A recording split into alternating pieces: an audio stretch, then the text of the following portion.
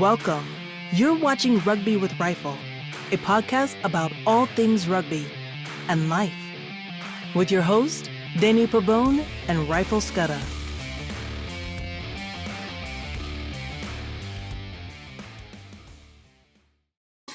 Pool B, there's some big names left. South Africa. There they are, the four-time Rugby World Cup champion South Africa will be looking to become the first to win 3 consecutive tournaments after those outstanding successes in 2019 and 2023. And then if we've done this right, and our scrutineers will be happy, in Pool A will be New Zealand. New Zealand. 3-time Men's Rugby World Cup winners New Zealand will be looking to go a step further than their 1-point final loss in France in 2023. Welcome to Rugby with Rifle, a podcast about all things rugby and life. As always, I'm joined here with my friend Rifle. Rifle, how are you doing, sir? I'm doing well, thanks, Danny. Just trying to wrap my head around it being less than a week to Christmas as we record this. So I'm wondering where the year went. But other than that, I'm good. Yes, same here. I can't believe the saying is the older you get, seems like the more time flies. It goes so quick. And yeah, we're recording this a week before Christmas. Can't believe it. And it's just wow. And an amazing year of rugby as well, international rugby, club level rugby. Something that we're going to talk about probably in our next episode, just a little review of just the year of wonderful rugby that occurred this year. But in this episode, we're going to talk about, and you've mentioned this before in our previous episode, of the Rugby World Cup draw, the 2027 Rugby World Cup that will be taking place in Australia. And you had mentioned this before, Rifle, and we're going to get right to it from the top of the episode. So, everybody who's watching this episode, if you haven't seen yet, these are the 2027 pools that were drawn a couple of weeks ago, on the 3rd of December, if I'm not mistaken, a couple of weeks ago from the recording of this episode. And just from the top, Rifle, one thing that stands out is that Pool A. And again, something you had mentioned where we have New Zealand and Australia. And then in Pool B, we have South Africa, Italy, Georgia, and Romania. And the interesting thing about this, Rifle, as yet, is that there is a very, very high possibility that New Zealand and South Africa will meet in the quarterfinals. And one of these teams will be knocked out in that stage of the 2027 Rugby World Cup. So Yeah. very interesting. Not very happy with the IRB, the International Rugby Board, what they're doing. Myself, it's my own opinion, it's my viewpoint, it's the lens I'm looking through, but I really don't know what they're doing. I would think that they would have smarter people than what they had in doing this World Cup draw. You know, so many things they tried this year, you know, even not just this, but we spoke about it a couple of programs ago, the red cards, and trying to make rugby more palatable to the world, you know, so make it quicker, make it faster. So what we'll do is we'll bring out all these new red cards, and that should speed up the game. And that's the last thing it did. It slowed the game down tremendously. Because now you have to look and re-look in slow motion and then fast and then go to the TMO while everyone's sitting waiting for the next move. So they absolutely did the complete opposite of what they wanted. I need to calm down. So that didn't work. Then, you know, talking about making rugby more exciting for the masses that are not watching rugby. So let's take away the scrums. let's completely try and, dismantle one of the biggest parts of the reasons that people who watch and love and play rugby is because of the scrum. And even you, before you knew about rugby, when you and I just started speaking, you said, one of the things I see at rugby is these big guys in the middle and they just push against one each other. Yeah, that's one of the things in rugby. That's what makes rugby rugby. If you don't like the scrum, then go. We have something called rugby league, where there aren't scrums like that, and the game is fast and it is quick. And so go and watch that. So the IRB, what they're trying to do to me is just, I do not, it's obviously way, way above my pay grade because I don't get that. So you've got a bunch of clever guys sitting in a room who make all these decisions, and it just doesn't make sense to me. But then once again, what do I know? So then you come to this draw for the World Cup, and now they changed it and they're bringing more nations in and they're expanding rugby, which I think is good, bringing other countries in. But then how do you get to a position where number one and number two currently, most likely as it is on paper today, one of them will not make the semi-finals? If you talk to anyone who knows and watches rugby in the world, like we had in 2023, you would probably say, if you're a rugby lover, not country bound, who would you like to see in the finals? It would be New Zealand, South Africa. That is the ultimate. That's what people want. And now these two countries may meet each other in the quarterfinals. So one of them are not even going through to the semis, which is it's atrocious in my point of view. And then me being from the Southern Hemisphere as well, now you got one of the best teams in the Southern Hemisphere definitely not going through. So it just aids in that equator, the Northern Hemisphere. Now it's easier for them to. So there's just so many things. And I've listened to people say, well, why does it have to be so far in advance? Because I believe after the rugby draw that they had, the week after that, we had the football or the soccer World Cup draw. And it's even a year closer than the rugby. So why is rugby so different? That you have to have all these things in place for rugby, and people need to go, teams need to go and book their hotels and where they're going to stay and where they're going to practice. Don't the soccer teams also do that? I'm sure they do exactly the same. What's different between soccer and if people can comment down below here and educate me, that would be wonderful, because I don't get it. So if the soccer can have their World Cup draw, which is next year, a week later than the rugby, and come up with teams from all over the world, fair and square, and you may have a pool of death like we've spoken about previously, but the opportunity and the chances for the best teams in the world to go through to the quarter, semis, and final, why can't we do that in rugby? So that's my question. So as I say, what we're looking at here, definitely, even if maybe South Africa do go through and New Zealand, don't, it could be South Africa, Australia, once again, two Southern Hemisphere teams. I mean, it's just so, according to paper, and that's a thing as well, according to the top number that you're ranked in the world, South Africa, New Zealand, those are 1 and 2. And not one of these two are going to go through to the semis.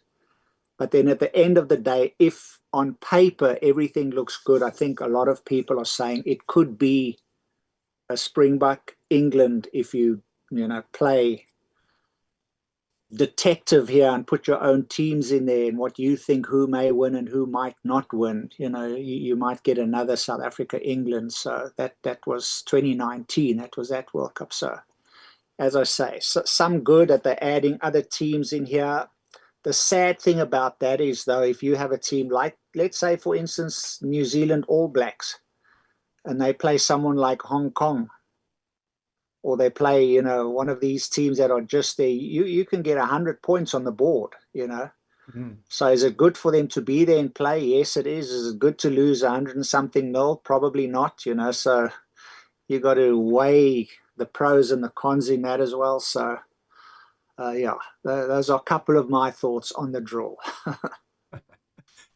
Yeah, and just to add to that, just listening, you you had advised me to watch a video by another channel, Eight Chasers. You mentioned that YouTube channel many times before, and I believe his name is Tim. I forgot his name. Yeah, Tim. So just watching his video and him breaking it down, and I love watching him because he tries to take emotion out of the equation. Him being from England, obviously he's an England fan because he lives in England, born and raised in England. rightly so. So another thing that he mentioned there was, you know, taking that idea that you just mentioned that he also has mentioned of moving the draw closer um, The actual to the tournament. actual tournament, just like FIFA does with the soccer World Cup. Um, what that does is and another thing they do is they separate the top teams. So, you know, you don't have this situation where you have top teams facing each other. They're gonna get knocked out of the tournament early. So bringing the draw closer to the tournament now, you know, for example, New Zealand may be number 3 or number 4 next year, depending on how 2026 pans out. So Right. when the draw happened a couple of weeks ago, they're number 2, but next year they could be number 4. I'm not saying that's going to happen, but it's a possibility that that could happen. So another aspect to add on to what you just said is bringing in a year, you know, to you know 9, 10 months before the tournament.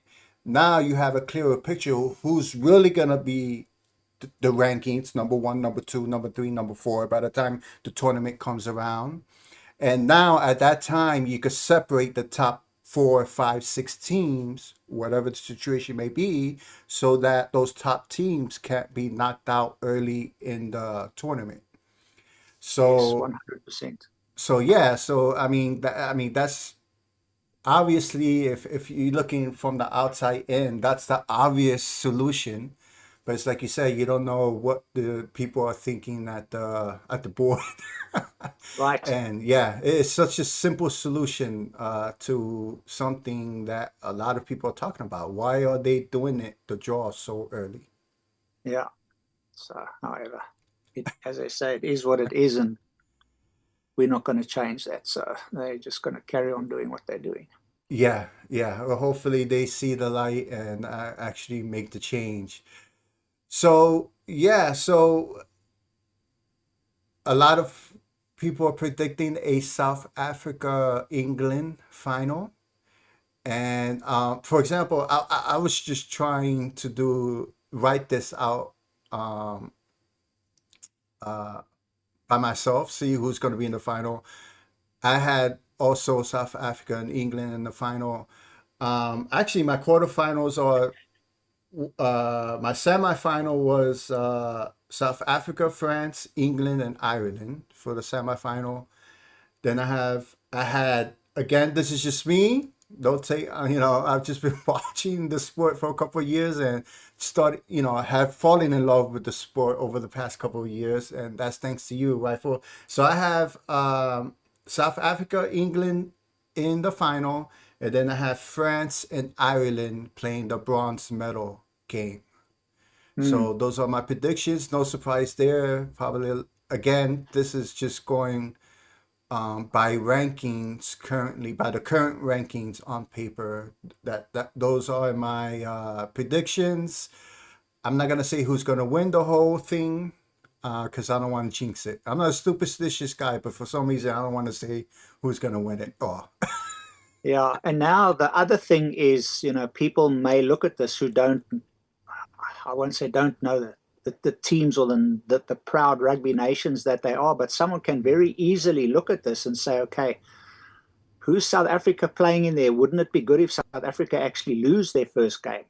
mm. Or, or New Zealand playing Australia. I mean, that's huge. That in the past could have been the World Cup final. So, what if New Zealand say, okay, we're going to throw this game so that we don't have to play the strongest team and we can still get through?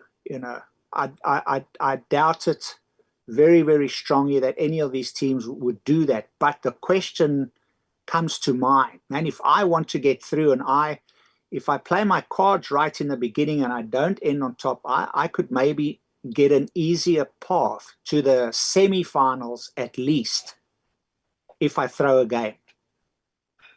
And, I'm sure a lot of people will ask that because it just makes sense if you not a Puritan and you love the game and you want the best team to play and with everything that they have, if there are other motives in, or I mean, gambling and betting is so big now, and someone could say, hey, why don't you just throw one game because then you can get to the semis. So that's also out there now.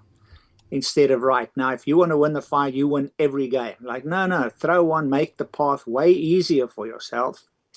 So that's another thing that this draw brings to light. That possibly could be a dent in the way people see rugby. Yes. And again, if you're new to rugby, I'm just going to try to give a picture of what Rifle is talking about. And essentially, and there's quite a few people that also are talking about this. So we have Pool A and Pool B. We've mentioned already Pool A is, the top ranked team is New Zealand. And then we have Pool B, the top ranked team is South Africa. So if these two teams win their pools, they're gonna play a team that's not to get down into specifics. They're gonna play it best of the third place team in the other pools, and these are the other pools that they're gonna choose from. So again, it's a high possibility that if it's New Zealand and South Africa, they're gonna win this round of 16 game. It's a very, very high, probably a 95, 96, 97% chance that they're gonna win. So that's why we're saying they're gonna meet in the quarterfinals. So what Rifle just references, what if the team in Pool A, either New Zealand or Australia, are not the winners? They're the runner-up of that pool. So if they're the runner-up of that pool, they'll be going to this slot over here. So let's say New Zealand is the runner-up, which again, Rifle, you just mentioned New Zealand, they pride themselves in their rugby. So they're not going to take off. They're going to want to win every game. Right. But let's say there's a very, very, very, very, very, very small chance that they're like, let's not play so hard. Let's be the runner-up of the pool. So what that means is the runner-up of Pool A is going to play the runner-up of Pool E. So people are suspecting that Japan is going to be the runner-up of Pool B. E, I'm sorry, Pool E. So, yeah. Does either Australia or New England want to play South Africa? New England? New Zealand, I'm sorry. New Zealand. New Zealand, not New England. So, does Australia or New Zealand either want to play South Africa, or would they want to play Japan? And nothing against Japan. I'm not denigrating Japan or anything like that. But we're talking about playing against the number one ranked team, two times in a row, reigning Rugby World Champions. Do you want to play them in order to move forward in the Rugby World Cup? Or do you want to play Japan? Again, nothing against the Japan. Most people, if you're logical, are going to say, I'd rather play Japan to have a chance to move forward. So that's the whole, I don't know what's the perfect word, drama or whatever situation that those teams in Pool A, New Zealand and Australia find themselves. So yeah, it's a very interesting thing to think about. Yeah, this draw opens something like that, most certainly. Yes.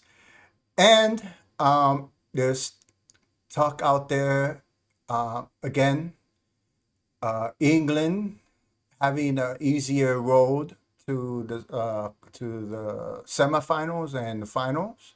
There's a lot of talk out there, and just to bring back the rankings, rifle is again having the draw closer to the tournament will also fix that situation because as it stands, England is number three, ranked number three in the world currently when they did the draw. But who's to say what the rank will be next year? So having the draw closer to the tournament will also solve that thing of saying, oh, people, it's been rigged, it's this and that. Because something that I've learned again, just reading and watching other podcasts is again what the team is ranked during the draw doesn't necessarily mean that's what they're going to be ranked when the tournament comes around. So it takes that whole, it just solves that situation of having, yes, England has the easiest path, not easiest, an easier path to the finals this Rugby World Cup. But in the next Rugby World Cup, another team may have an easier path to the final. So it just, from a objective, view is, people are bashing England, but hey, it's not England's fault. It's just how the draw came about, and that's where they fell. And I'm sure another team in the next Rugby World Cup is going to have the same situation where they have an easier path, and that's just how the draw came out, and that's where they fell. It's not their fault. Hopefully they can fix a draw so that we don't have to battle. Just do like the soccer, so that the best Yes. teams don't, and they all have the same. You will have a pool of death. That's and you can't change that. But I mean, just fairness to everyone to be able to get to the end without having the best teams play one another, very early in the competition, and not one of them will not go through. Yes, and I can see that objective part of Rifle is trying to come out. Him being obviously a South Africa fan, but you're doing good, Rifle. You're doing good. Thank you. I'm trying very hard. Yeah. And I know you're a fan of England, so you. Yeah. So yeah, it's very interesting. Very interesting to see. Just before we wrapped up this episode, we just wanted to highlight a few things about this draw. Is again another team, Argentina. You can't rule Argentina out. They're a team that may knock out England, and it's a big possibility because they've been playing great over the past couple of years. You have Ireland. Ireland is another team that that could knock out anyone if they play to their ability. So again, these are just things that we're talking about on paper because of the current rankings, but who knows what's gonna happen in 2 years' time. So it's gonna be very interesting to see. Yeah, a lot can happen in 2 years. Yes, sir. So again, I hope everybody enjoyed this short episode talking about the 2027 Rugby World Cup that will be occurring in Australia. Obviously, I'm going to be rooting for South Africa. And that's just because, I guess you could call me, I guess I will be a bandwagon fan because I'm rooting Honorary South African. I'm a bandwagon fan because I'm rooting for the team that's won the previous two Rugby World Cups. So yes, you can call me whatever you want. I don't care. So thank you, Rifle, again, as always. It's very interesting and looking forward to watching the 2027 Rugby World Cup, and we shall see who'll be holding up the trophy at the end of the tournament. We shall see. Yeah, that's going to be good. Yeah. Thanks for watching, everyone. So with that, everyone, again, I hope you enjoyed this episode, and until next time, take care, everybody. Bye-bye. Thank you for watching this episode of Rugby with Rifle. Remember to press the like button and subscribe to the channel if you haven't yet to support this podcast.